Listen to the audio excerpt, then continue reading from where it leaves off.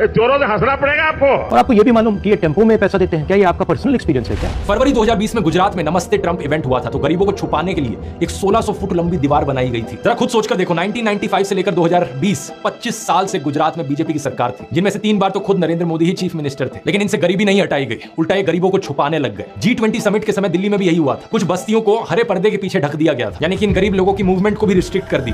इसी के तहत ये पूरी दुकानें यहाँ से ढक दी गई हैं, जो थोड़ा झुग्गी टाइप घर थे उनको भी ढक दिया गया है यहाँ पर। सोचिए कि ये कितना डीह्यूमनाइजिंग है। कोई आपसे कहे कि तुम अच्छे नहीं लग रहे हो, तुम तो एक दाग धब्बा हो, वो गोरे सेठ आ रहे हैं हमारे देश में घूमने, तुम्हें एक पर्दे के पीछे छुपा दिया जाएगा। कैसा लगेगा आपको ये सुनकर? उन गरीबों की सोचो, उन्हें कैसा लगा होगा। सीधा कहते हैं कि हट जाओ, उस गरीब को तो भगा सकते हो, उस अमीर को भगा के देखो ना। तो इन सब चीजों के चलते नरेंद्र मोदी की जो गरीब परिवार वाली ब्रांडिंग थी, अब ये लगभग खत्म हो चुकी है। लेकिन उनकी कल्ट ऑफ पर्सनैलिटी का ये केवल एक हिस्सा है। दूसरा हिस्सा यहाँ पर आता है उनके परिवार को लेकर। व्हाट्सएप पर और गोदी मीडिया के जरिए आपको बार बार बताया जाता है कि नरेंद्र मोदी इतने महान हैं क्योंकि उन्होंने देश के लिए अपने परिवार को छोड़ दिया, अपनी पत्नी को छोड़ दिया। देखो, वैसे ये एक पर्सनल मामला है, किसी पति पत्नी की आपस में ना बने, ये कोई बड़ी चीज नहीं है, बहुत से लोगों के साथ ऐसा होता है। लेकिन यही लोग खुद इस पर्सनल बात को बीच में लाते हैं, इसे अचीवमेंट के तौर पर दिखाने के लिए। देश के लिए पत्नी को छोड़ दिया, कुछ सेंस है इस बात का? पूर्व प्रधानमंत्री लाल बहादुर शास्त्री जी ने तो अपनी पत्नी को नहीं छोड़ा, तो क्या वो देश के लिए काम नहीं कर पाए? महात्मा ज्योतिबा फूले की पत्नी सावित्रीबाई फूले के बारे में तो सब जानते हैं, क्या उन्होंने देश के लिए महान काम नहीं किया? आपने अगर रामलीला देखी है तो उसमें भी देखा होगा कि कैसे सीता जी ने भी भगवान राम का साथ दिया वनवास में, और राम ने उन्हें बचाने के लिए क्या क्या नहीं किया। तो व्हाट्सएप यूनिवर्सिटी की एक ऐसी घटिया नारी विरोधी मानसिकता है, जहां आप औरत को एक अड़चन की तरह देखते हो, जहां पत्नी को छोड़ देने को एक अचीवमेंट की तरह दिखाते हो। और केवल पत्नी ही नहीं, बल्कि नरेंद्र मोदी के परिवार को लेकर भी व्हाट्सएप माफिया यही बात फैलाता है। अरे औरों की तो छोड़ो, नरेंद्र मोदी खुद इस बात को बार बार दोहराते रहते हैं, कहते हैं कि उन्होंने अपने परिवार को देश के लिए छोड़ दिया। मेरे देशवासियों,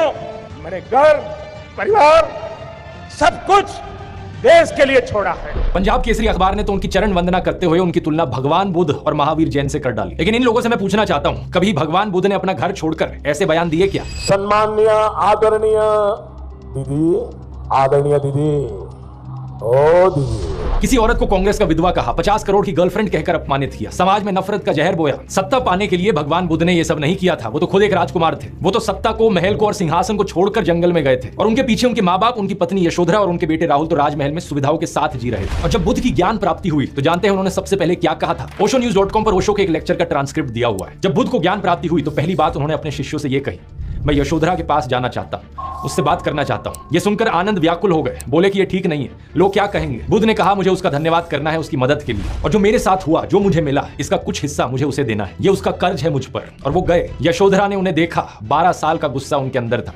वो बोली, मुझसे कहकर तो जाते, क्या मैं तुम्हें रोकती? इतना भी विश्वास नहीं था मुझ पर। बुद्ध ने माफी मांगी, ये कहा कि मैं ना समझ था, अब समझ आई तो वापस आया हूं। सुनो, कुछ अद्भुत हो गया है। मेरा पहला दायित्व तुम्हारे प्रति है, इसलिए वह अनुभव तुम्हारे साथ साझा करूंगा। यशोधरा की आंखों से आंसू झरने लगे। आप प्रधानमंत्री मोदी का इंस्टाग्राम अकाउंट देखिए जरा। प्रियंका चोपड़ा और निक जोनस की वेडिंग रिसेप्शन में गए, उन्हें बधाई दे रहे हैं। इस वीडियो को देखिए, विराट कोहली और अनुष्का शर्मा के वेडिंग रिसेप्शन पे जाकर उन्हें गुलाब दे रहे हैं। मलयालम एक्टर सुरेश गोपी की बेटी की शादी में गए। टाइम्स नाउ की एंकर नविका कुमार के बेटे की शादी में गए।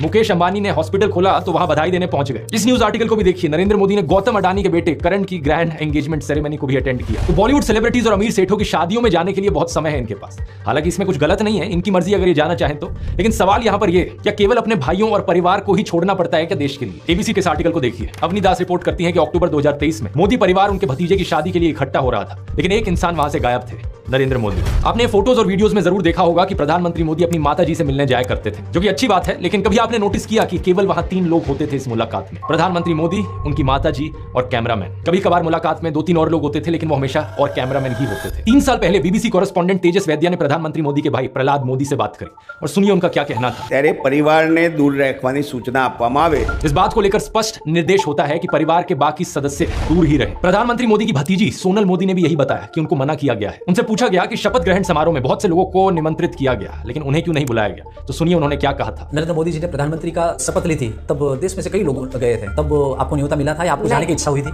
इच्छा तो सबको होती है, पर अफसोस है कि हमें इन्विटेशन नहीं दिया गया। G20 की थीम रखी गई थी वसुदेव कुटुंबकम, यानी पूरी दुनिया एक परिवार है। लेकिन खुद के परिवार को, खुद के भाई बहनों को अपने से दूर रखा जाता है इस तरीके से। आखिर क्या कारण है? भगवान राम तो अपने परिवार के साथ रहते थे। राम, लक्ष्मण, भरत, शत्रुघ्न, चारों भाइयों में कितना प्यार था। क्या इसका मतलब यह हुआ कि राम जनता के लिए काम नहीं कर पाए? उन्होंने उन्होंने तो राम राज्य स्थापित किया था, जहां कोई गरीब बेरोजगार दुखी नहीं था। मैं फिर से कहूंगा, ये प्रधानमंत्री मोदी का अपना पर्सनल मैटर है। अगर वो बॉलीवुड, अडानी, अंबानी जैसे दोस्तों के साथ ताल्लुक रखना चाहते हैं और अपने परिवार के साथ नहीं, उनकी मर्जी। मुझे प्रॉब्लम इस बात से नहीं है, प्रॉब्लम इस बात से है कि इसे अचीवमेंट की तरह क्यों दिखाया जाता है कि मैंने अपना परिवार छोड़ दिया, देखो मैं कितना महान हूं। ये कोई अचीवमेंट होती है क्या? इसका साइड इफेक्ट ये हुआ है कि बहुत से हिंदू युवा ब्रेन वॉश हो गए हैं। होना ये चाहिए कि वो अच्छे से पढ़ लिख कर कुछ बने, काम धंधा करे, कुछ कमाए और अपने माँ बाप की सेवा करे, लेकिन नहीं, कुछ यूथ की क्या हालत हो गई है कि वो हाथों में तलवार लेकर मस्जिदों के सामने घूम रहे हैं। उन्हें भी अपने परिवार से, अपने माँ बाप से कोई मतलब नहीं। सेलिंग पॉइंट नंबर 1 था, मैं गरीब परिवार से हूं। सेलिंग पॉइंट नंबर 2 था कि मैंने अपने परिवार को छोड़ दिया देश के लिए। और सेलिंग पॉइंट नंबर 3 अब आता है फकीरी। नरेंद्र मोदी अक्सर कहते हैं कि उन्होंने भिक्षा मांगकर गुजारा किया। कभी कहते हैं कि 35 साल के लिए, कभी कहते हैं 40 साल के लिए। करीब 40 साल मैंने भिक्षा मांग करके खाया है। मैं 35 साल तक भिक्षा मांग करके खाया था। चलो, इतनी तो बोलने में गलती हो सकती है, 35 साल हो, 40 साल हो, लोग अक्सर भूल जाते हैं। लेकिन सवाल ये कि वो एमएलए पहली बार बने 2002 में, तब उनकी उम्र होगी 52 ईयर्स। लेकिन उससे पहले 90s में ही पता नहीं कैसे उन्होंने फॉरेन टूर्स कर लिए। ये फोटोज देखो उनकी, आईफिल टावर के सामने पेरिस में, व्हाइट हाउस के सामने अमेरिका में, हॉलीवुड के सामने, लंदन गए, वो मलेशिया गए। क्या 40 साल भिक्षा मांगकर इतने पैसे कमाए जा सकते हैं कि फॉरेन के टूर्स कर ले 90s में? और साथ ही साथ इसी बीच में नरेंद्र मोदी ने बीए और एमए की 2 डिग्रीज भी कर ली अलेजिडली। ये कैसे हो गया, आप ही बताओ दोस्तों। साल 1990 में डायकाम मॉडल 1 रिलीज हुआ था, जो कि यूएस में लॉन्च होने वाला दुनिया का पहला कमर्शियली अवेलेबल डिजिटल कैमरा था। लेकिन प्रधानमंत्री मोदी अपने इंटरव्यू में बताते हैं कि उन्होंने पहली बार डिजिटल कैमरा 1987 या 1988 में यूज किया था।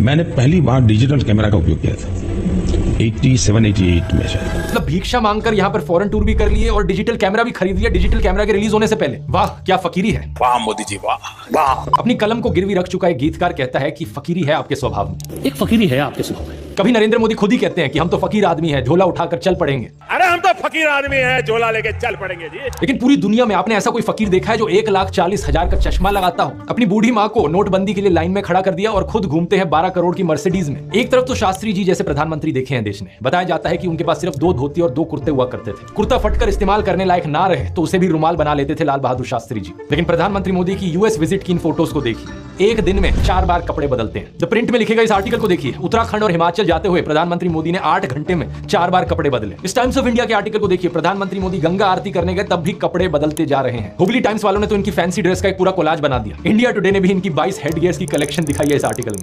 और इस इंडियन एक्सप्रेस के कोलाज को भी देखिए। अगर ये फकीरी वाली बात भी नहीं बैठती लोगों में, तो इस सब के बाद अगला हथियार आता है कि इनको भगवान का अवतार ही बना दो। ये एक बार नहीं, 2 बार नहीं, बल्कि कितनी बार, कितने नेताओं ने बार बार प्रधानमंत्री मोदी को भगवान से कंपेयर किया है। और मोदी जी भारत के भगवान का वरदान बन के आए हैं। भगवान नहीं, मनुष्य के रूप में नरेंद्र मोदी जी के रूप में अवतार लिया। हमारे माननीय प्रधानमंत्री जो खुद भगवान का रूप है, मोदी जी के रूप में श्री रामचंद्र ने जन्म लिया है। मोदी जी है ना, साक्षात भगवान महाकाल जी का अवतार है। मोदी राम और अमित शाह कृष्ण। अरे कुछ लोग तो मंदिर भी बनाने लग गए। पुणे में एक बीजेपी वर्कर ने नरेंद्र मोदी के लिए मंदिर बना दिया, गुजरात में इनका एक मंदिर बना, तमिलनाडु में इनके लिए एक मंदिर बना। क्या मजाक चल रहा है। ये इकलौते नेता नहीं है जिन्हें भगवान से कंपेयर किया जाता है। एक समय पर एडोल्फ हिटलर को भी जीसस से कंपेयर किया जाता था। राजनीति में हिटलर की एंट्री